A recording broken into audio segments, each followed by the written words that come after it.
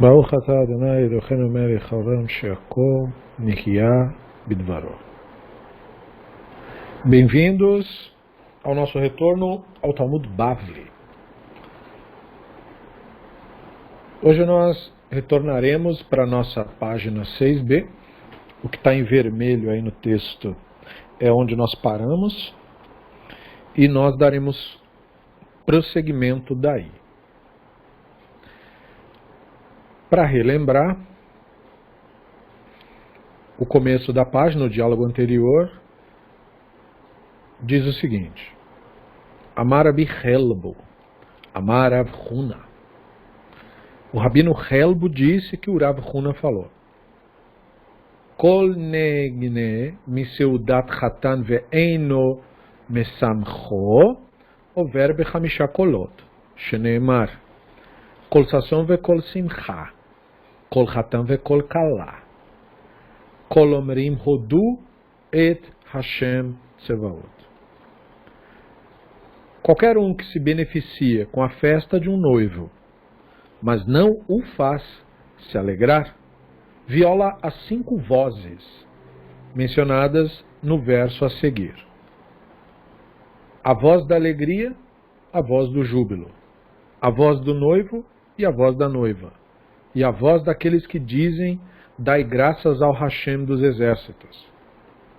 E o restante do verso diz: porque o Hashem é bom, porque a sua misericórdia dura para sempre. Mesmo daqueles que trazem uma oferta de graças para a casa do Hashem, pois restaurarei o cativeiro da terra como no princípio, diz o Hashem. Estas 5 vozes no contexto de uma noiva e um noivo correspondem às 5 vozes mencionadas no contexto da revelação do Sinai, como em Shir Hashirim, onde o dia da revelação do Sinai é aludido pela frase dia do seu casamento. E a Gemara continua: Vein mesamcho maschoro. Qual é a recompensa daquele que então faz mesmo o noivo e a noiva se alegrarem? Amar Rabi Yehoshua ben Levi. Quem respondeu foi o Rabino Yehoshua ben Levi. Zochel Torah shenitna bechamisha kolot. Ele se torna merecedor, tem o privilégio de adquirir a Torá, porque a Torá foi dada com 5 vozes. Sheneemar, como está dito: Vayhi vayona shlishti vayona boker vayhi kolot bevarakin va'anan kaved alahar vekol shofar vechadoime. Vayhi kol ashofar vechadoime. Ve'elohim eneno bakol. Ele tem o privilégio de adquirir a Torá, que foi dada com 5 vozes, como está dito, e foi no 3º dia, quando amanheceu, houve sons, kolot, e relâmpago, e uma nuvem espessa sobre a montanha, e a voz, o som do shofar. O plural kolot indica 2 sons, voz do shofar, 3. E aí o texto diz: e quando a voz do shofar ficou cada vez mais alta, Moshe falou e o Elohim lhe respondeu pela voz. Então veja como isso é profundo, né? Junto com as 3 vozes anteriores, o segundo shofar e a voz com a qual o divino respondeu a Moshe, somam as 5 vozes da revelação do Sinai. E nós havíamos parado aqui, havíamos comentado, mas vale acrescentar esse detalhe, ou enfatizar esse detalhe. Zoche la Torá, a Gemara diz. Zoche, você se torna digno, você se torna herdeiro, você se torna parte da Torá. É muito importante esta maneira de se expressar. A Gemara não diz que ele recebe a Torá como quem ganha um objeto. Então ele não está entendendo a Torá aqui como um livro, como um conjunto de regras, mas como o elo de conexão com o Hashem. Então, alegrar um outro ser humano, e aqui no caso, a alegria do noivo e da noiva, portanto, até uma alegria esperada, faz com que a pessoa mereça a Torá. Ou seja, a Torá está nisso, está em você ser um devoto da alegria do outro. Isso é Torá, isso é ter Torá. E aí a Guimará prossegue. Eini, bechachetiv, bechol ha'am roim et hakolot. A Guimará pergunta, é isso mesmo? Mas não está escrito também, e toda a nação viu as vozes, ou os sons, e as tochas e o som do shofar. Agora perceba o que o texto disse, né? A Guimará está sendo muito sutil aqui. Israel não ouviu as vozes. Israel viu as vozes. Viu os sons. Viu aquilo que os sentidos não dão conta de fazer. Então o que o Rambam nos ensinou no guia que isso quer dizer? Ver é compreender. Ver o Hashem é compreender o Hashem. Ver as vozes quer dizer compreender aquela experiência. Uma coisa é uma experiência não compreendida. Pode ser intensa, boa, mas se ela não for compreendida, ela não é internalizada. Ela é só algo que passa através de você. Ver as vozes é mais do que ter a experiência, é entender ela. Então, a Guimará usa isso para dizer que você tem ali uma alusão a mais do que a quantidade de vozes que havia sido dito. O takolot da koden matam torau. A Guimará responde então, essas vozes que soaram, elas soaram antes da entrega da Torá. Ou seja, tem muito mais vozes de fato, mas ele estava se referindo a quando a Torá foi outorgada. Rabi Abahu Amar, Keilu ikriv toda, Shneimar, Meviim toda Beit Hashem. Rav Nachman bar Yitzchak Amar, Keilu banachat mechurvot Yerushalayim, Shneimar, Ki yashivet shvuot haaretz kevarishona Amar Hashem. Então agora os rabinos estão acrescentando ainda mais coisas. Esse negócio de agradar o outro ser humano, alegrar o noivo e a noiva, Rabino Abahu quis complementar. Não, mas é muito mais ainda. A recompensa por fazer um noivo se alegrar é a mesma como se alguém tivesse oferecido uma oferta de graças no templo, como está declarado no verso. Aqueles que trazem uma oferta de graças, naquele mesmo verso. Então, o que o Abahu está mostrando é que na linguagem profética, quando um profeta elenca elementos, ele o faz com intenção. Ou seja, ele está mostrando a equivalência das coisas. Então ele diz que você se alegrar é equivalente a trazer uma oferta de graças. Que era a oferta de Todá, né? Aquela oferta que a pessoa faz quando quer agradecer o Hashem. E essa oferta é uma das ofertas mais sacras de todas as ofertas, né? A oferta de Todá. E o Rav Nachman bar Yitzchak disse, a recompensa por fazer um noivo se alegrar é a mesma como se alguém reconstruísse uma das ruínas de Jerusalém. Como está declarado, pois eu restaurarei o cativeiro da terra como era no início. Então, como o texto diz, eu restaurarei, aqui você tem mais um segredo. Eu ali, é claro que é o Hashem. Mas esse é o texto. Como é no mundo real? No mundo real, é um ser humano movido pelo Hashem, pelo Ruach do Hashem, que provoca uma reconstrução. E por que alegrar um noivo e noiva, alegrar um outro ser humano, é uma reconstrução? Porque todos nós somos reconstruídos com a alegria. Você alegrar uma outra pessoa é mais do que fazer a pessoa rir. É você restaurar aquela pessoa. E a maioria das pessoas são pessoas quebrantadas, pessoas como Jerusalém, em ruínas. Então alegrar uma pessoa é como se você tivesse construído uma cidade sagrada, que é aquela pessoa.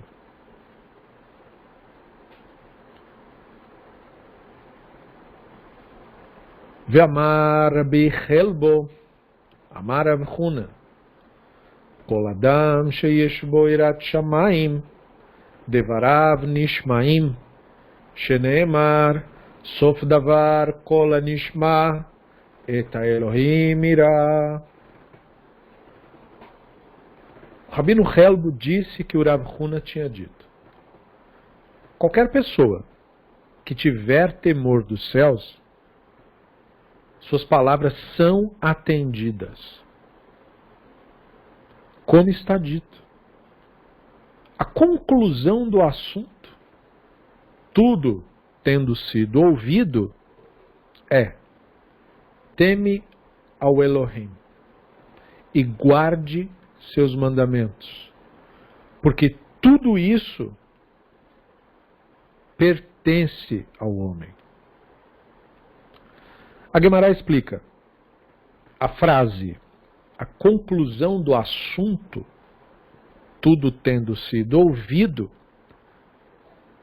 refere-se às palavras de alguém que guarda os seus mandamentos, pois tudo isso é do homem.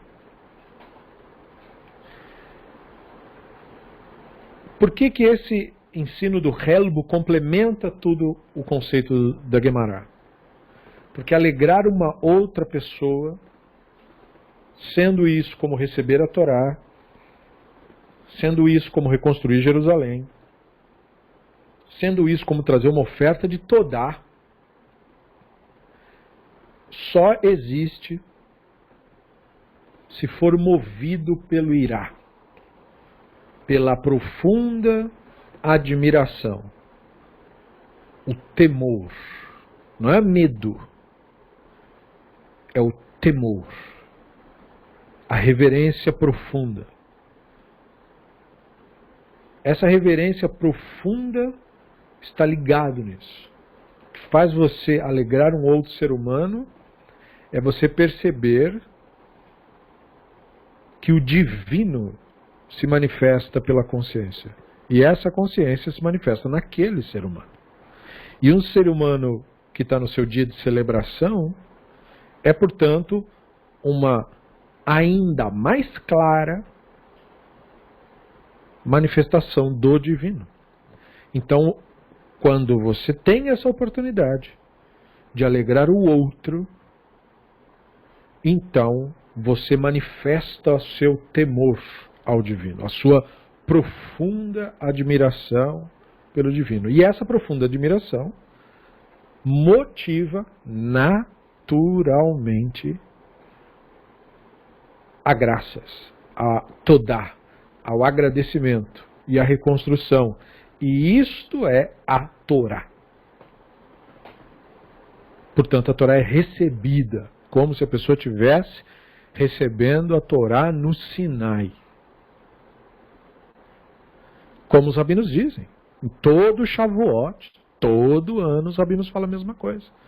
Cada pessoa deve entender a outorga da Torá como se ele mesmo estivesse ali recebendo a Torá. Porque se você entender isso, então você está mesmo recebendo a Torá. Mas quiser colada.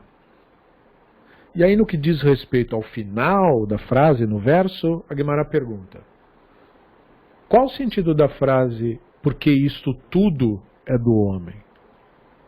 Amar Rabi Eleazar, Amar HaKadosh Baruch Hu, Kol haolam kulo, lo nivra ela bishvil ze. Rabino Eleazar disse: o santo, bendito seja, disse sobre ele: o mundo inteiro foi criado apenas para essa pessoa.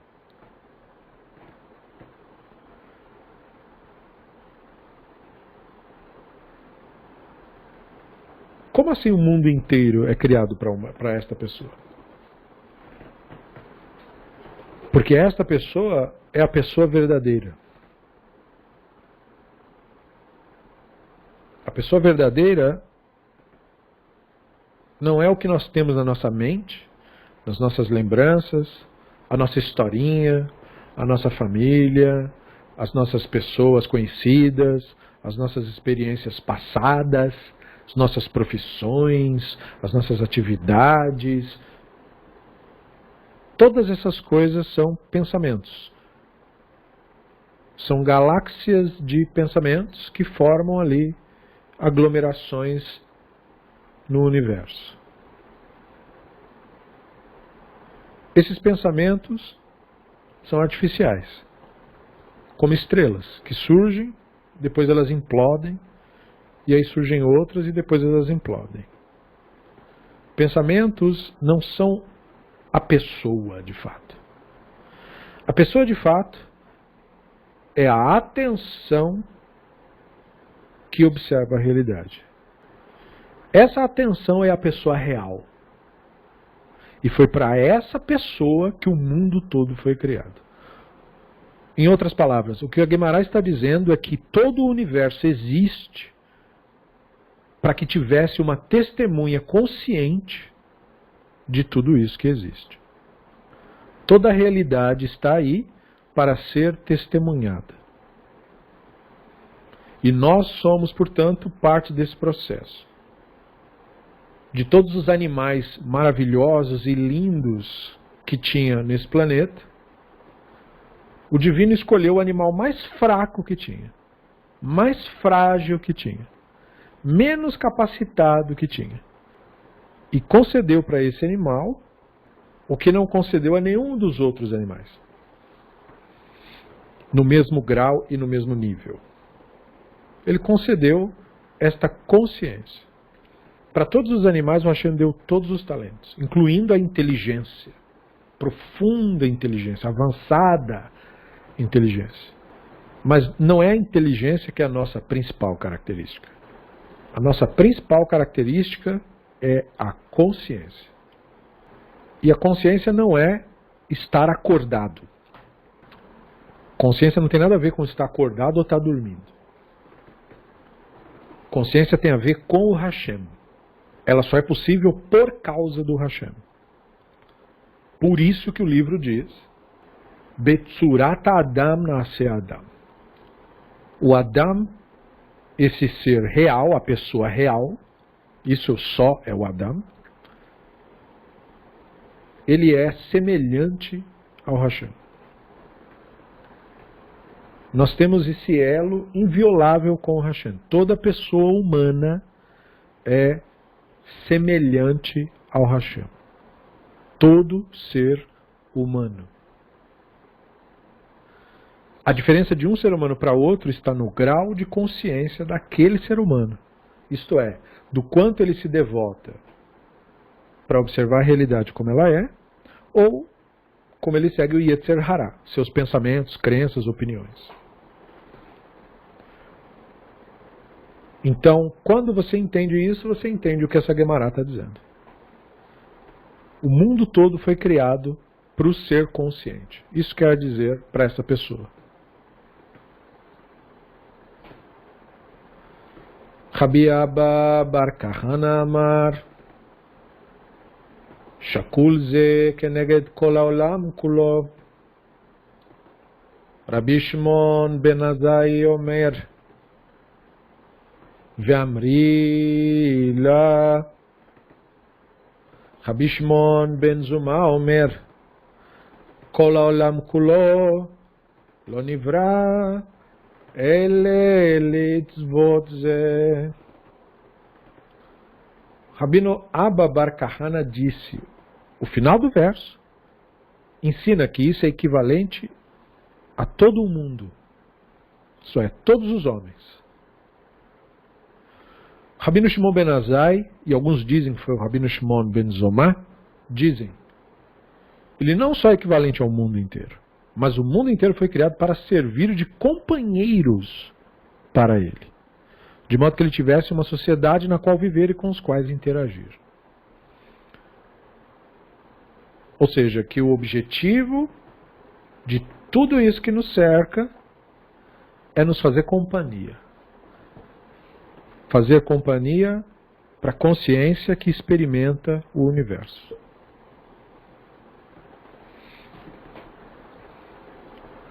Be'amar Rabbi Chelbo, Amar Rav Huna, Kol sheyodea bechavero shehu ragil litem lo shalom, yakdim lo shalom, shenemar, bakesh shalom, verodefeu, ve'im natan velo achazir, nikra gazlan, shenemar, ve'aten be'arten kekerem, gezelet anin bevateichem. Rabino Helbo disse que o Rav Huna teria dito: aquele que está ciente de que outra pessoa está acostumada a cumprimentá-lo, lhe dizer shalom, não é só obrigado a retribuir sua saudação. Preste bem atenção nisso. Mas deve saudá-lo primeiro. Como está dito, busque a paz e persiga. Isso remete ao que falamos em aulas anteriores, de que as coisas que são boas, elas não podem, para nós, com esse tipo de instrução, com esse tipo de doutrina que nós temos, para nós as coisas boas devem ter ímpeto. Você não pode ser passivo com aquilo que é bom. Você deve ser passivo com tudo ou mais. Com a realidade, com o universo. Deixe as coisas fluírem. Aceite a realidade como ela é. Mas há o momento do ímpeto também. Quando? Quando você for fazer o que é o correto. Você não deve só desejar a paz passivamente. Você deve ir atrás dela. Fazer que aconteça. Então, por isso o Rav Huna está dizendo isso, no contexto do alegrar o outro, que estávamos falando há pouco. Mesmo quando a pessoa te cumprimenta e deseja e sorri a você, faça isso com ímpeto, não seja apenas reativo. Seja ativo.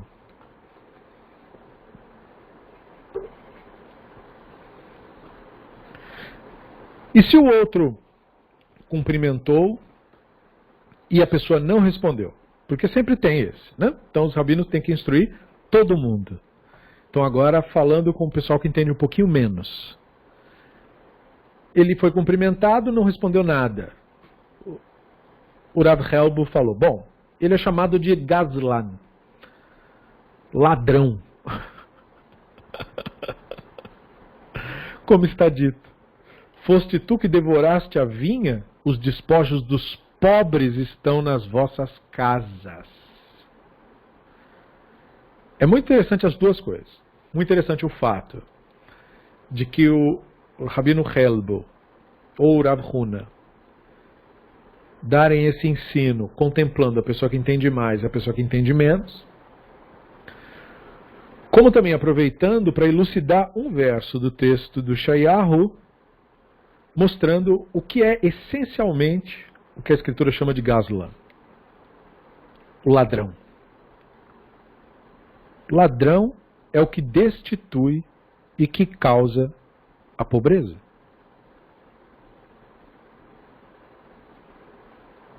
Porque é isso que causa a pobreza. É você querer tanto para si que para os outros acaba não tendo mais nada. Então Yeshayahu denunciava exatamente essas pessoas no seu período. Foste tu que devoraste a vinha, os despojos dos pobres estão nas vossas casas, Yeshayahu disse, para a aristocracia do antigo Israel. Veja, a pessoa podia dizer, não, peraí, essa vinha toda era minha. Então eu não roubei nada de ninguém, tudo isso aqui é meu. Yeshayahu falou, não senhor. Tudo isso aqui é meu, não senhor. Esse é o delírio que a pessoa acredita. Tudo isso aqui é meu. Não senhor, disse Yeshayahu. Você não está nem no seu mundo para começo de conversa. Nem no seu chão você está. Esse planeta nem seu é. Não senhor. Você devorou o que pertence aos pobres. O fruto dessa vinha, o fruto da natureza, pertence a eles. Quando Hashem falou, tira os cantos dos campos e deixe para os pobres. Quando você colher as frutas e uma cair no chão, não recolha. E a Torá deixa isso muito claro. Abrirás a tua mão para o teu pobre. E os rabinos perguntam, meu pobre? Ele é meu? Sim. É para você cuidar dele. É seu. Abre a tua mão para o teu pobre, a Torá fala. Então a essência é isso. E olha que interessante. Isso perpassa tantas dimensões que o Rav Helbo trouxe mais uma profundidade. Então, mas quando você cumprimenta alguém, saudando a pessoa, desejando o bem àquela pessoa, você está doando. E a pessoa que não responde a isso, roubou o direito do outro da brachá. Então, ladrão, na essência da palavra. É claro, esse ensino, reitero, é para o que ainda está desacordado, que ainda não entendeu. Então ele precisa dessa pressão. Por quê? Que acabamos de dizer. Para aquilo que é bom, tem que ter ímpeto. Para aquilo que é justo, tem que ter ímpeto. Tem que bater o martelo, tem que deixar claro. Elohim, impõe, pronto. Porque quem está inconsciente precisa desse chacoalhão. Isso é a conclusão dessa nossa página, já estávamos no final dela. Então agora nós continuaremos a nossa viagem com a nossa próxima página, que é a página 7a. E aí eu quero que vocês me confirmem que vocês estão vendo direitinho a nova página, já que eu troquei de tela, só para eu ter certeza que está tudo bem. Peseder. Então continuando, Amar Rabi Yochanan, Mishum Rabi Yosei, Minayin, Sheakadosh Baruch Hu, Mitpalel, Shenemar, Viavioti El Har Kodshi, Vesimachtim Bevei Tefilati, Tefilatam, Lo Neemar, Ele Tefilati, Mikan, Sheakadosh Baruch Hu Mitpalel. Na mesma linha de raciocínio, Rabino Yochanan disse em nome do Rabino Yossi: de onde é derivado que o santo, bendito seja, reza? Como está escrito: eu os trarei ao meu santo monte e os alegrarei na casa da minha reza. O verso não diz casa da sua reza, mas sim casa da minha reza. Daqui vemos que o santo, bendito seja, reza.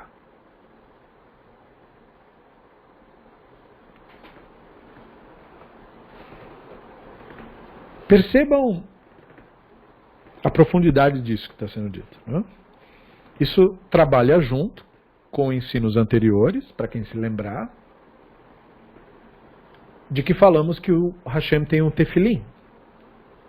Ele coloca o tefilim dele. E o que estava escrito no tefilim do Hashem? Passamos por todas essas mensagens. Então agora um complemento da mensagem, porque lembrem, para os rabinos da época do Talmud, o tefilim não é um artefato de reza. O tefilim é um artefato para você vestir o dia todo. Então por isso que eles estão tratando a questão da reza a parte do tefilim, embora para nós hoje na nossa prática seja mais ou menos a mesma coisa, né? Tefilim, reza e tal. Tanto que tefilim é da palavra tefilá, né? Da reza. Mas veja, para os rabinos era uma coisa distinta. Então eles tinham que acrescentar essa informação. Como é que nós sabemos que o santo reza? E aí nós entramos na grande questão. Claro, esse tipo de texto não será compreendido porque tem para idólatra. Idólatra não entende isso. Certo? Porque o idólatra imagina o divino, primeiro, como um ser mágico, já acaba por aí, né? E como ele é um ser mágico, na imaginação do idólatra, ele tem poderes mágicos, né? O poder de fazer círculos virar quadrado, fazer coisas absurdas e tal. Então, como o divino, na imaginação das pessoas, é uma entidade fictícia, porque mágica não existe, né? Então, se Deus é mágico, Deus é fictício. Então, sendo assim, como é que a pessoa vai digerir a ideia de que Deus reza? Porque ela imagina a reza como uma súplica, uma submissão ou uma prostração perante uma autoridade que, de outro modo, te mata, te destrói, deseja o seu mal, deseja te dominar. E esse não é o entendimento do Hashem. Muitas pessoas confundem isso. Hoje, aqui em casa, nós refletimos muito sobre um dos apelidos que o Hashem tem, que é Melech, rei. Como nós temos educação influenciada por culturas americanas, portanto, né, de vertentes do cristianismo bem fanáticas e tal, nós entendemos rei nesses contextos dos reis da Europa, dos reis franceses, dos reis ingleses. E não tem nenhuma relação com isso o conceito de rei do Israel antigo.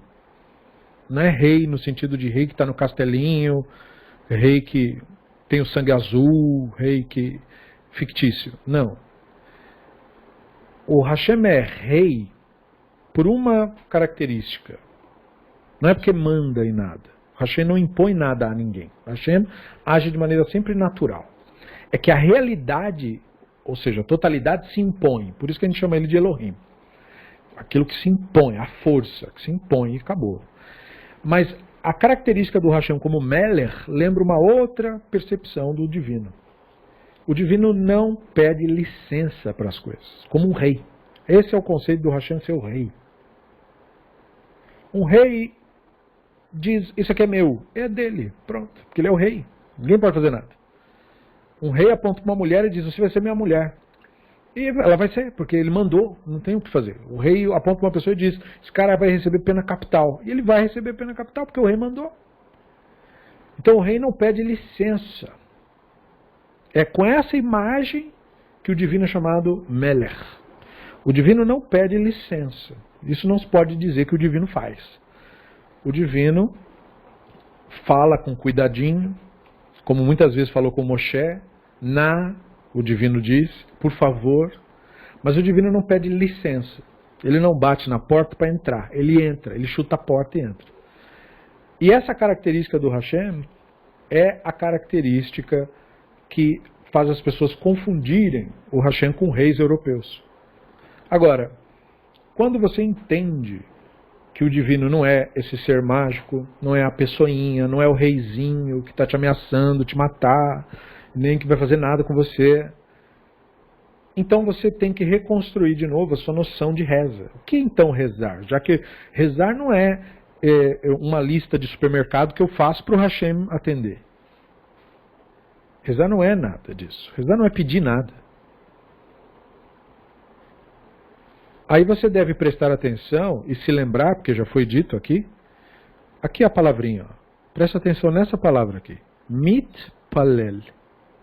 Lembrem que nós explicamos. O mem e o tav aqui são da construção verbal. A raiz da palavra é pe, lamed, lamed. Essa raiz quer dizer analisar-se, julgar-se, investigar-se. Então, é absolutamente pertinente dizer que o divino reza. Porque o Rambam nos explicou isso no guia. O divino não é uma força mágica que lá do seu quartel-general da Liga da Justiça tem poderes mágicos de saber o que está acontecendo na sua casa. Não é assim que o Hashem sabe. O Hashem sabe de si. O Hashem mitpalel. E sabendo de si, ele sabe de ti, porque você é a extensão dele. Então o Hashem não precisa ficar te investigando, porque você é um manifesto do Hashem. Não há um músculo do seu corpo que se mova sem que o Hashem tenha consciência disso, porque ele tem consciência de si. O Hashem nunca está pensando em você, porque você não existe para o Hashem. A única coisa que existe é ele. En od milevado. Não há nada além dele. Então olhe a multifacetada criação. E lembre-se, isso tudo é uma ilusão, porque não há nada além dele. Essa é a revelação. E se você entender isso, aí sim, você entende que sim, é correto dizer Akadosh Baruch Hu mitpalel. Ele reza. E portanto, o que esse trecho do Talmud está nos revelando é a tradução da linguagem profética do Ishaiah. Um texto lido por milhares de pessoas e compreendido por raríssimas pessoas. Porque o texto disse que é a casa da minha reza, o Hashem falou. O Hashem não pensa no templo, não pensa nas coisas que acontecem, não há pensamento no divino. O divino é uma consciência plena, universal. O divino é a consciência. Novamente, não confundir consciência com estado de vigília. Ah, eu estou consciente, estou acordado. Estou dormindo, não estou consciente. Desmaiei, não estou consciente. Consciência não tem nada a ver com estar acordado ou não estar, estar desmaiado ou não estar. Consciência é uma presença no universo. É o que move o universo. O nome disso é Hashem. É a consciência do universo. Então, quando o Hashem diz que a reza é dele, é porque a reza é dele mesmo. A reza que, inclusive, você se sente impulsionado a fazer, é dele. O Davi, como esses são segredos mais profundos, você tem que falar disso de maneira pincelada. Então, Davi falou isso num determinado terrilim, onde ele escreveu: nós recebemos da tua mão e da tua mão nós damos para ti. Não sou eu que dou nada para o divino. O divino dá para si mesmo o presente. Você é um presente que o divino dá para si mesmo. Porque ele é Melech. E rei é assim, ele aponta e diz: é meu. E pronto, é dele, ele é o rei, o que ele vai fazer?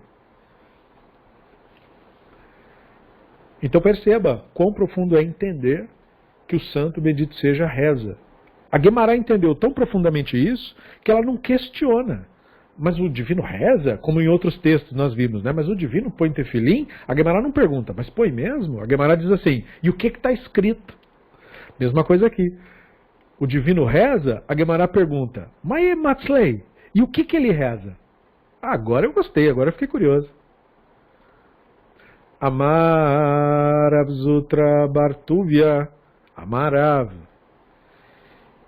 Yehi Ratzol Milefanai Sheikh Bashur Achamei Al-Kasi Vaigulu Rachamei Al-Midotai Veitnaheg Al-Banei Bimidat Rachamim Vekanes Lachem Lifnei Mishurat Adin. O Rav Zutra Bartuvia disse que o Rav disse. A divindade diz o seguinte, quando ele reza: que seja a vontade perante mim, que a minha misericórdia supere a minha ira contra Israel por suas transgressões, e que a minha misericórdia prevaleça sobre meus outros atributos pelos quais Israel é punido também. E que eu possa me conduzir para com os meus filhos, Israel, com o atributo da misericórdia. E posso entrar diante deles, indo além da letra da lei. Lifnim mishurat adin. Lembre-se dessa frase. Essa frase é a essência do entendimento da Torá. Torá não é Torá sem isso. Lifnim mishurat hadin. Ir além da letra da lei. Ou do juízo. Os sábios dizem, Jerusalém foi destruída e o povo de Israel exilado porque eles não decidiam as coisas lifnim mishurat hadin.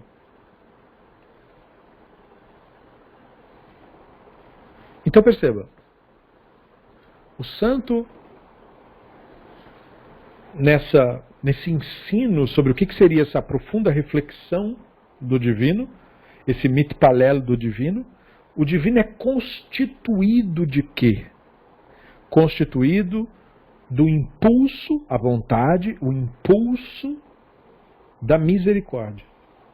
Por que o divino tem misericórdia de nós? Muitas pessoas, novamente, por causa da mácula da ideia do rei europeu, a pessoa vai achar que o divino tem dó de nós como um rei rico tem dó de um miserável. Uma dó que não resolve nada, porque ele é o causador daquela miséria. Mas não é assim. Misericórdia também, assim como reza não quer dizer isso em relação ao divino, misericórdia também não é dó. O divino não tem dó de ninguém. É só você olhar a natureza e você vê que ele não tem dó de ninguém. Ninguém mesmo. Então não é dó. Misericórdia é outra coisa. Rahamim, misericórdia, em relação ao divino, se refere a essa consciência que é a divindade, que se conhece. E essa consciência, por se conhecer de maneira plena, é assim que ela nos conhece, porque se conhece, ele tem noção da sua potência plena. O divino sabe, como textos proféticos aludem, que se ele move o dedo mindinho, nações inteiras são exterminadas. Populações desaparecem. A vida cessa e renasce.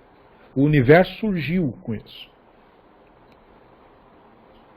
Então o divino é uma potência que a nossa força biológica não dá conta. E o divino sabe disso. Esta é a função da misericórdia. O divino dosa a potência para que a gente não morra. E por isso que a misericórdia tempera a ira. A ira, que é a plenitude da ação potente para o bem. Ira não é nada negativo. Raiva, sim, rancor, essas coisas que o ego humano cria, que o Yetzer Hará cria. Ira é outra coisa, que não tem relação com isso. Ira é o ímpeto de defender o fraco, o ímpeto de desejar o bem. Um ímpeto tão forte que se você é tomado por isso, você defenderá o fraco, você protegerá o oprimido, você fará justiça, que isso é justiça. Justiça não é satisfazer o seu ego, não é vingar-se. Não há nenhum tipo de justiça na vingança. A ira é outra coisa. A ira é o ímpeto pela justiça, mas não a justiça imaginada pelo ego humano. O ego humano acha que justiça é a condenação daqueles que eu não gosto. Quando as coisas ruins acontecem com as pessoas que eu detesto. Ah, teve justiça. Mas o que o Hashem diz? Minha é a justiça. Ou seja, a justiça não é o que o seu ego dita. Ah, bem feito que aconteceu aquilo, foi justiça. Não. Justiça não tem nada a ver com o ego e o divino não tem ego. Portanto, a ira divina tem a ver com o estabelecimento do justo. Em outros momentos, em outros textos, o Talmud dirá: De que lado está o Hashem nos conflitos humanos? Sempre do lado do mais fraco. Invariavelmente. Hashem sempre está do lado do mais fraco. Hashem sempre está a favor dos oprimidos. Sempre. Guarde isso com você. Não tem nenhuma variação dessa regra. Hashem sempre está do lado de quem está sendo oprimido. Tanto que os rabinos dizem que uma pessoa, quando ela se sente assim, oprimida, ela se sente porque os outros seres humanos estão a hostilizando e fazendo mal a ela, os rabinos dizem que essa pessoa é como o sumo sacerdote que entrou no Kodesh HaKodashim. Porque o santo tem a ver com essa pessoa, com o oprimido. Israel foi ouvido porque estava oprimido. O povo de Israel passa tudo o que passa e sobrevive porque Hashem está do lado do oprimido. Sempre. Se Israel um dia se tornar algoz do outro, como tem acontecido no Estado de Israel atualmente, aí Hashem se põe contra Israel e fica do lado do oprimido. Então, em muitos momentos, apesar do Estado de Israel ser absolutamente legítimo, Israel não tem agido de acordo com o que o Hashem determina. Isto é, de acordo com a misericórdia do divino. Então, Hashem fica do lado do oprimido, dos palestinos. Porque Hashem sempre fica do lado do oprimido. Então, esse é o atributo da misericórdia. O Hashem dosa a sua potência para que a gente não seja destruído. Então é muito profundo pensar sobre isso, pensar sobre a ira do Hashem, que é algo muito bem-vindo. A ira divina nos purifica. A ira divina nos salva. Nós somos salvos pela ira divina, pelo fogo do Hashem, que nos consome, consome a mente, suas histórias. Se deixar para você, você não se desapega. Se pedir para você tomar a injeção, você não toma. Se pedir para você tomar um remédio ruim, você não toma, não.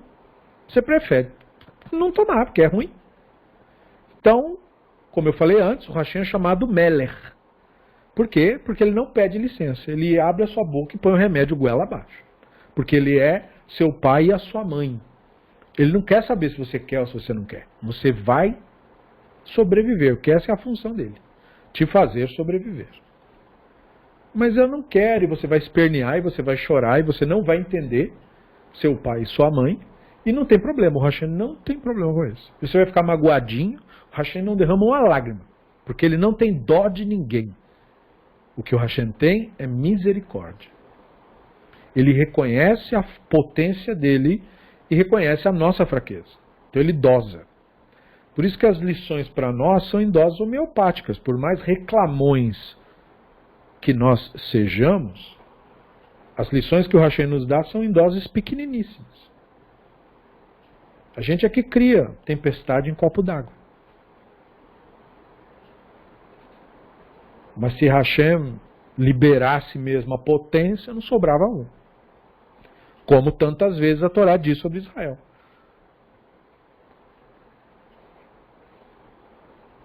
Então essa lição é uma lição muito potente. A essência do divino está na misericórdia. Está na dosagem da potência. Na dosagem da força. Nós achamos que nós queremos muito. Ah, eu quero o divino, eu quero. Calma lá. Você não está entendendo. Elohim é uma coisa muito potente.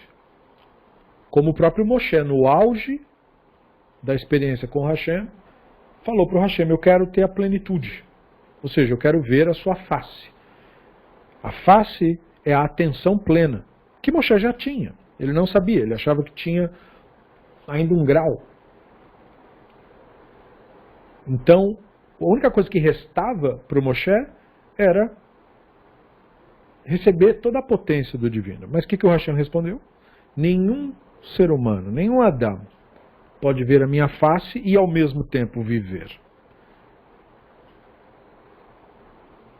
Ou seja, não teria problema. Mas qual é a vontade do Hashem? Que você viva. Então é por isso que a potência não pode ser liberada completamente. Não porque teria um problema você morrer também. Não tem problema. Moshe, você acha que ele ia ligar de morrer ali? Ele falou, eu vou morrer, então mata então, não tem problema. Imagina, eu estou aqui no colo do divino, vou ligar, se vou morrer ou não vou morrer. Estou nem aí para isso. Mata então. Mas aquele texto é mais do que isso. Não era um aviso do Hashem para dizer, não faz isso senão você morre. A última coisa que Moshe temia naquele momento é morte. Espero que você perceba isso. Ele subiu numa montanha pegando fogo. Você faz isso, você tem medo de morrer? Caindo raio para todo lado. Tocando fogo em tudo. E você andando lá no meio. Quem tem medo de morrer não liga para isso não, gente. Sai correndo de lá, como o resto de Israel, que tinha muito medo de morrer, tanto que falou para o Hashem o quê? Diz para o Hashem parar de falar, porque a gente vai morrer aqui. A pessoa pede o Elohim, mas ela não aguenta depois. As pessoas todas falaram, não, manda parar esse negócio, nunca mais quero ter isso daqui. O medo falando, né? Nunca mais. Mas esse temor reconstruiu a visão de divino que eles tinham antes. Eles tinham a ideia do divino idólatra. Eles aprenderam no Egito, né? O deusinho com a cabeça de lince, ou com a cabeça de gato, com a cabeça de gavião. Entendeu? A criatura mágica que resolve os problemas. Eles estavam com essa ideia do divino. O divino deve ser algo assim. Um bezerrão, sei lá. Tanto que fizeram o bezerro de ouro, né? Deve ser um animal sagrado.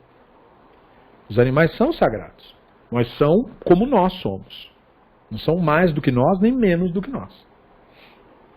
Não tem isso do animal ser sagrado e o ser humano não. Mas o divino supera essas imaginações. O divino é uma potência da própria realidade. Todos os elementos da revelação do Sinai foram elementos da realidade. Chuva, nuvem, trovões. E até mesmo o descrito som do shofar, porque o shofar soa como um sopro, através de um tubo. Assim como o vento sibila. E essa é a manifestação do Hashem. A realidade é a manifestação do Hashem. Lembre-se disso. As pessoas rezam dizendo, eu queria ver uma manifestação do Hashem. Você vê a manifestação do Hashem todo dia. Como assim? O que falta não é acesso ao divino. O que falta é atenção a isso. A gente não presta atenção na realidade. Porque vive dentro da cabeça. Seguindo ilusões. Com aquele ranço idólatra ainda de falta de atenção. Saindo do momento presente. Onde está o divino? O divino está no momento presente. Na realidade desse instante. Se a sua atenção se voltar para isso, você já está na presença do divino. Tania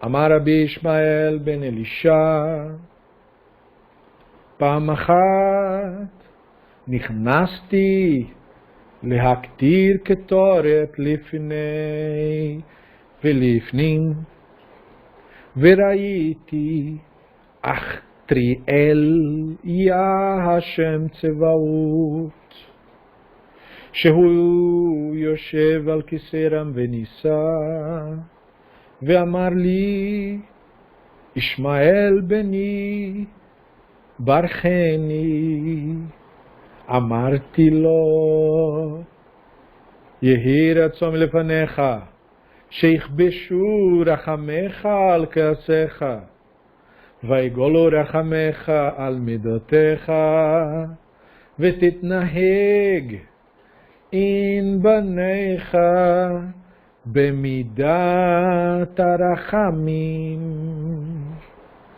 Vetikanes Lachem Lifnim Mishurat Adin Venina li Birosho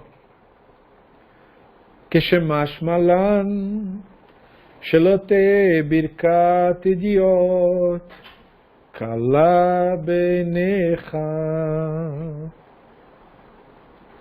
Da mesma forma, foi ensinado no Baraita que o Rabino Ismael ben Elisha, o sumo sacerdote, disse, uma vez, no Yom Kippur, eu entrei no santuário mais íntimo, Kodesh HaKodashim, Santo dos Santos, para oferecer incenso. E em uma visão eu vi a Catrieliá, o Senhor dos Exércitos. É um dos nomes do Hashem, para quem não sabe. Esse nome específico, a Catriel, todos os malachim, aproveitando para lembrar, caso tenha algum ouvinte que não acompanha os outros estudos, Malach é uma manifestação do divino. Toda pessoa é uma manifestação do divino. A natureza é uma manifestação do divino. Malachim são manifestações do divino. Do divino. Não são seres que existem. Fantasmas, homem com asa, mulher com asa. Seres, não são seres.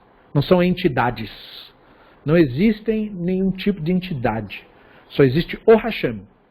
O Hashem é a entidade. A única entidade, se é que se pode usar esse termo em relação ao Hashem. Na verdade não pode, porque entidade pressupõe uma composição. E o Hashem é exatamente o oposto disso. Ele é a não composição. Não? Então não é uma entidade. Mas a manifestação do divino é multifacetada. Então tem muitas manifestações. E é tanta coisa que a gente precisa organizar, botar nome, catalogar, para a gente tentar entender o que é o negócio. É para isso que servem os nomes dos malachim. Não é para você saber qual é aquela pessoa. Não tem nenhum anjo chamado Gabriel. Ele não existe. Por isso que eu brinco nas piadas. Né? O Hashem falando, Gabriel, venha, me obedeça. É uma brincadeira. É uma ilustração. Não existe essa pessoa. Anjo Gabriel. Anjos não são pessoas. Não existem fantasmas e também não existem anjos pessoas. Gente com asinha, nada disso. O que existe de fato são manifestações do divino de jeitos diferentes. Tão diferentes às vezes entre si que eu preciso nomear. Preciso catalogar qual foi a experiência que eu tive com aquilo para eu saber que é aquilo e eu não confundir quando eu tiver de novo ou quando alguém tiver saber que é aquilo também. É um estudo.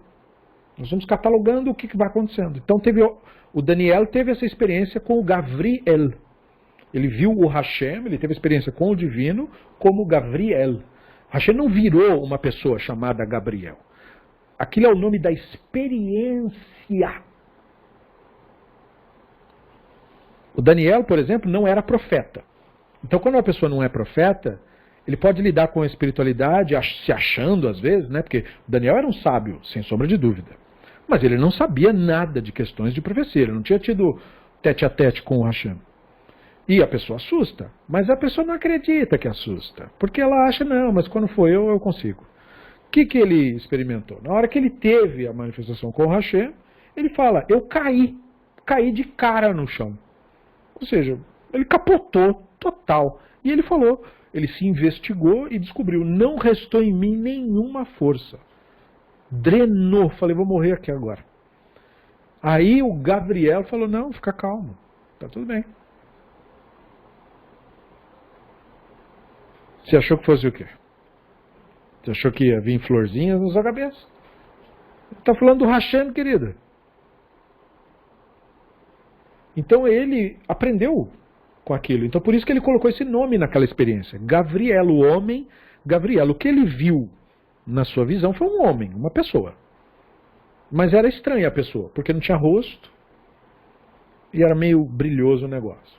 Mas por que homem? Por que uma pessoa? Para você não sair correndo, né? Para você não entrar em pânico. Tem que ser algo familiar, senão você assusta. Como nós falamos, Moshe ouviu uma voz do Hashem. Como era essa voz? Como é a voz do Hashem? Os sábios respondem. Era a voz do pai dele. Por quê? Porque para a voz do seu pai e da sua mãe, você não sai correndo gritando. Imagina, se você está andando num lugar e escuta uma voz que você não conhece. Você sai correndo, né? Você entra em pânico. Então, para você não assustar, o Hashem cria uma experiência familiar. Senão você começa a gritar que nem um maluco. De medo. Não leia no livro, eles temeram e dê risadinha, dizendo, imagina, eles ficaram com medo, né? Que bobos. Essa experiência é para você se mijar todo e se cagar todo. Essa experiência é para você se desfazer inteiro. Você não está entendendo. É muito forte. Então, é natural que o Hashem faça isso de uma maneira que você aguente. Então, vem esses malachim. Ou seja, ele dosa a experiência, ele cria, né, ele usa a nossa imaginação para criar uma figura que só existe na nossa imaginação. Por isso eu disse, não existe nenhum anjo. Esses seres, ditos seres, não existem. Não existem espíritos, nada disso existe.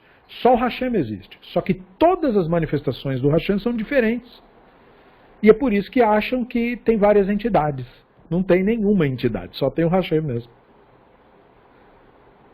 Então, essa experiência é a experiência Artriel.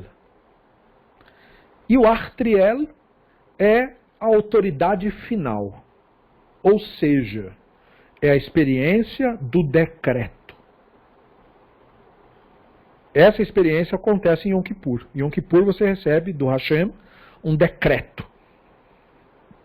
Por isso que nós dizemos Gmar Hativá Tová, que você seja inscrito e selado para o bem. Porque hoje é o dia do juízo, que os profetas tanto diziam, no dia do juízo, Hashem, o dia do juízo ocorre todo ano. É o Yom Kippur, ele é o dia do juízo. Mas não é, de novo, o juízo europeu, o juízo romano, o juízo americano, o juízo evangélico, o juízo do cristianismo, de tocar fogo nos outros. Não, o juízo divino, assim como a ira divina, que nós falamos antes, que é diferente, misericórdia divina é diferente. Mesma coisa, o juízo divino não é um julgamento, o divino não tem ego. É o ego que se incomoda com o outro, que se incomoda com a roupa do outro, que se incomoda com a vida do outro, que se incomoda com o comportamento do outro. O comportamento que é diferente do meu comportamento, ele não é para ser abominado, ele é um outro comportamento.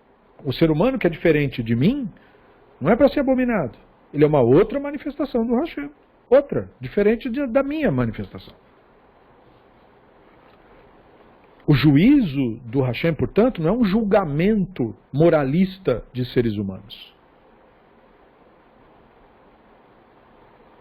O juízo do Hashem é o estabelecimento da sua justiça no mundo. É a determinação do retorno das nossas ações de uma maneira tal que colabore para o nosso progresso.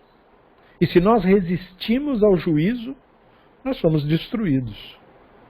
Por quê? Porque na natureza, a vida que o Hashem criou é vida em busca de mais vida. Potência em busca de mais potência. Então, quando você resiste, você não é mais uma potência que busca mais potência. Então a vida que não busca mais vida, ela morre. Esse é o decreto. Isso é Artriel. Essa é a característica do Hashem. Hashem impõe o seu juízo. Não é um julgamento moralista. Hashem não tem nenhum olhar moralista sobre nenhum ser humano que seja. Não se incomoda com o jeito que as pessoas vestem, com o jeito da vida íntima das pessoas, com suas atividades, com as suas... Não. Só tem a ver com bondade, justiça, misericórdia e paz. Só tem a ver com isso. Tem a ver com mais nada. O problema do Hashem com o ser humano é a idolatria do ser humano. Porque a idolatria do ser humano afasta ele do Hashem. E o Hashem quer as pessoas perto. E muitas vezes o Hashem age como um pai e mãe, incompreendido pelo filho rebelde, que amaldiçoa o pai e a mãe, pelas coisas que o pai e a mãe fez ou faz, sem compreender o impulso. E como o Hashem é uma potência muito forte, esse impulso pode vir muito forte mesmo. Mas é o impulso do pai e mãe. Então, ele teve essa experiência, o Ishmael ben Elisha, sumo sacerdote. E só para constar, o Ishayahu teve a mesma experiência. Só para constar. E ele me disse, Ismael, meu filho, abençoe-me. E eu disse a ele a reza que o divino faz. Seja a tua vontade, que a tua misericórdia supere a tua ira. Ou seja, ele teve essa experiência depois do aprendizado anterior, perceba isso. Ele aprendeu que aquela era a reza do divino, ele decorou a reza, e aí quando ele teve a experiência com o Hashem falou para ele, me abençoe. E ele fez a reza do Hashem. Que a sua misericórdia prevaleça sobre seus outros atributos. Que você possa agir para com seus filhos com o atributo da misericórdia. E você pode entrar antes deles além da letra da lei. Quando ele fez aquela reza, que é a reza do Hashem mesmo, o santo bendito seja acenou com a cabeça e aceitou a bênção. Ou seja, fez um sim com a cabeça. Muito bem. Parabéns. Isso aí, você entendeu. Esse evento nos ensina, o Talmud diz, que você não deve desprezar a bênção de uma pessoa comum. Se o divino pediu e aceitou a bênção de um ser humano, tanto mais um ser humano deve valorizar a bênção de outro ser humano.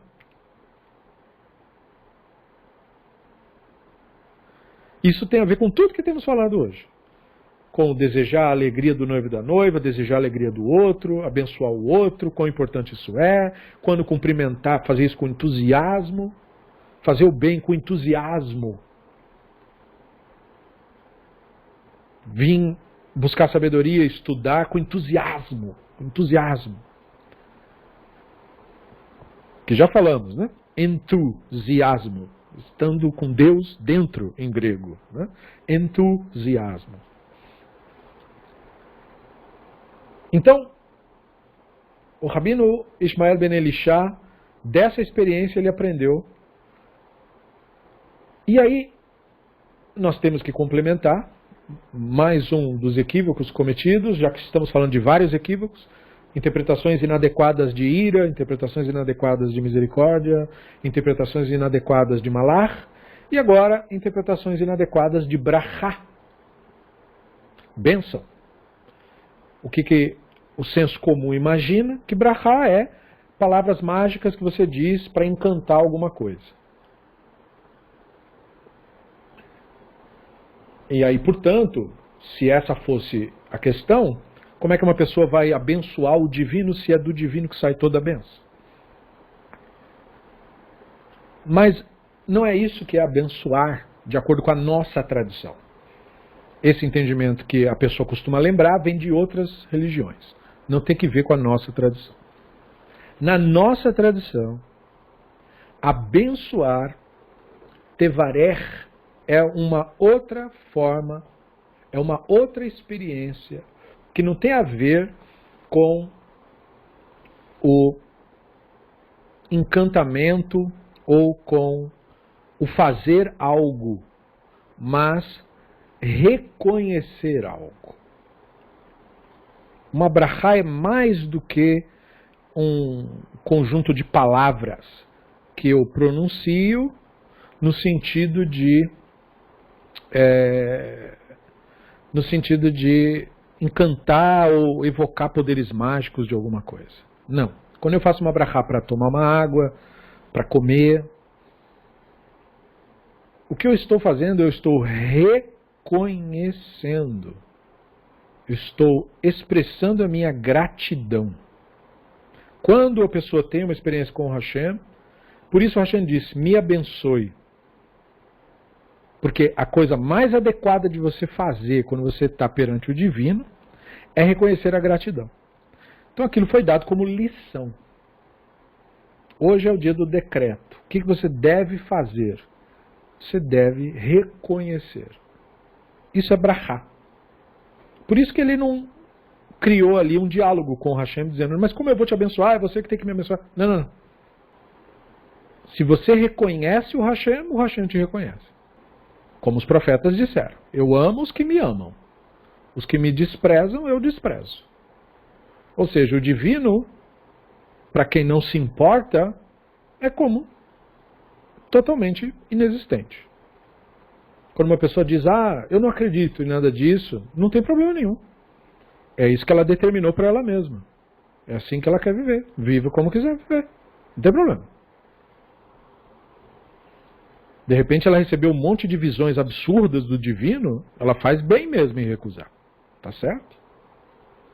Até que recobre a sanidade e aprenda os caminhos, é bom que fique distante disso. Mas o contato com Hashem vem do reconhecimento. Você é reconhecido quando você reconhece. Então quando você abençoa, você é abençoado. Essa é a importância de entender por que tem que abençoar o Hashem. Porque para eu ser abençoado, eu tenho que abençoar primeiro. Assim como para eu receber alguma coisa, eu tenho que dar primeiro. Quando você se devota, você vê a contrapartida. Não existe resultado sem ação. O mundo, a realidade, é movimento.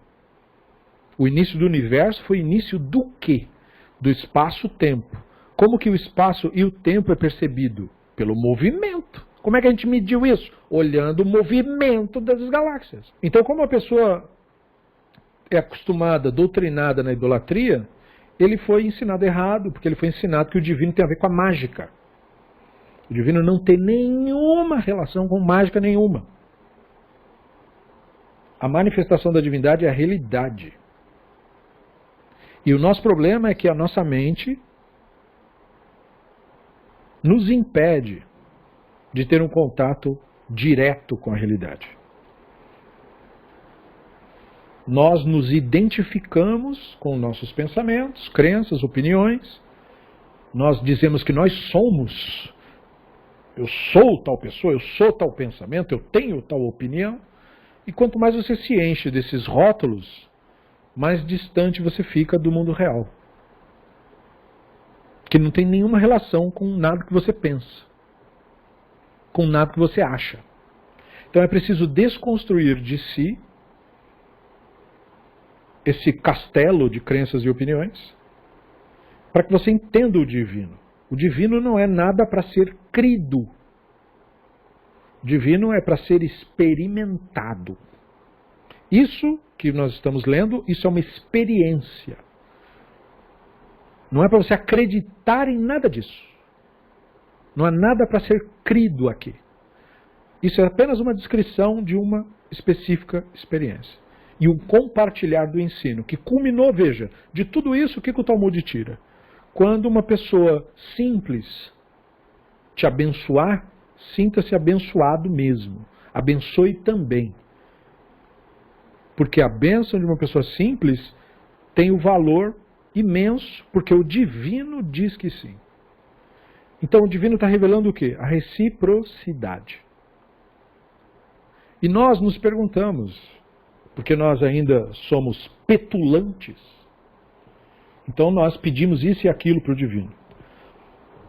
Mas nós nos esquecemos dessa regra. Você quer que o divino te abençoe? Abençoe ele. Você quer que o divino te dê? Então dê. Você quer que o divino te ajude? Então ajude.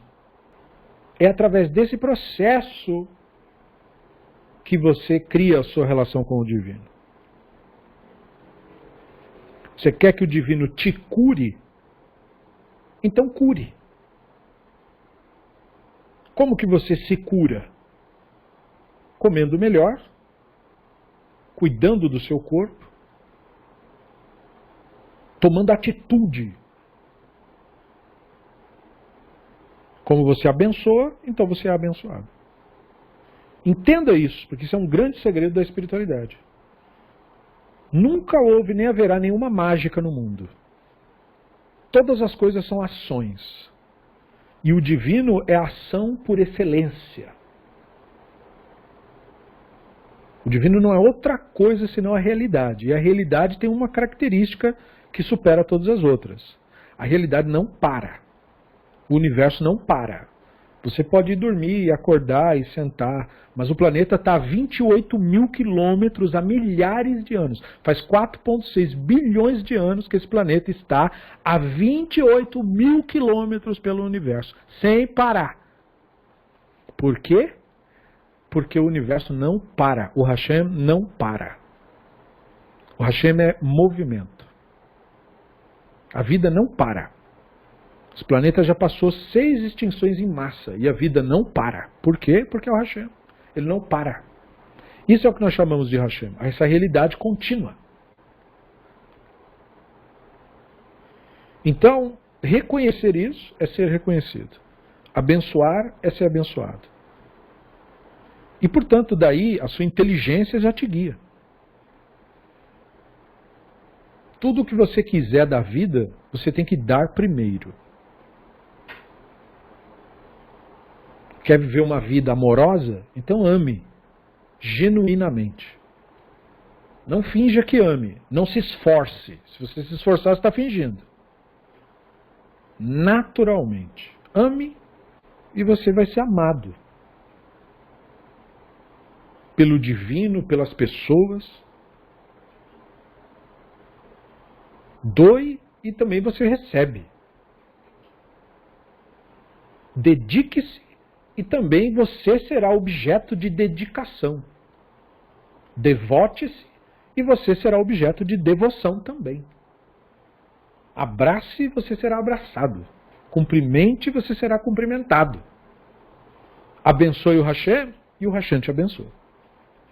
Então a bênção, percebam, não é poderes mágicos. Quando o Hashem te abençoa, não é que ele te deu poderes mágicos, usou as forças mágicas para resolver seus probleminhas petulantes.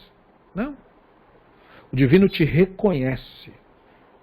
Como ele disse aos profetas, eu conheço vocês pelo nome.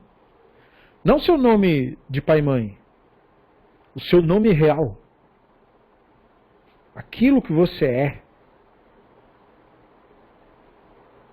Essencialmente. Isso o Hashem conhece.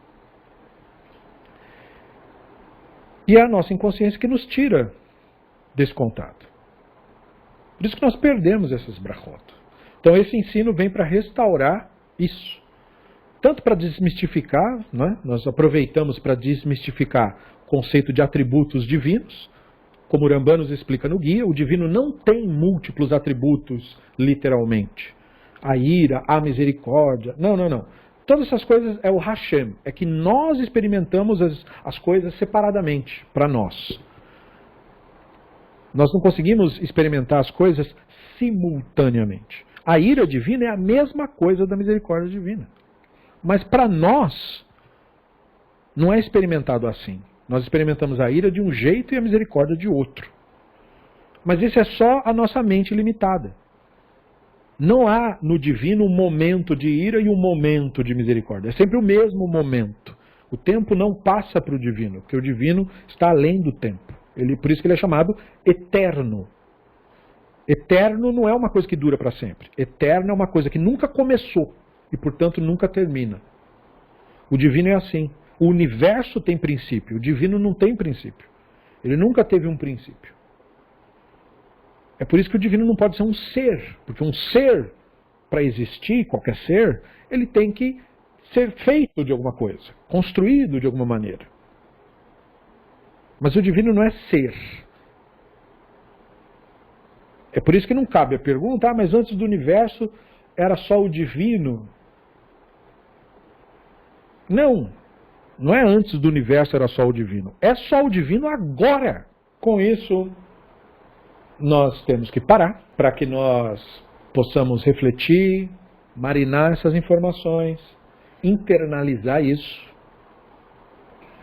para na nossa próxima aula darmos continuidade ao Tratado de Berachot na página 7a. Eu agradeço profundamente aos nossos amigos, colegas de estudo, constantes, né, que estiveram aqui. Muito obrigado por terem dedicado a sua atenção, que é a preciosidade disso tudo, é a atenção que a gente devota uns para os outros. Dúvidas, questionamentos, os nossos grupos existem para essa finalidade. Muito obrigado a vocês mais uma vez. Um bom descanso. Muito agradecido. E até a nossa próxima aula. Be'ezrat Hashem Yitbarach.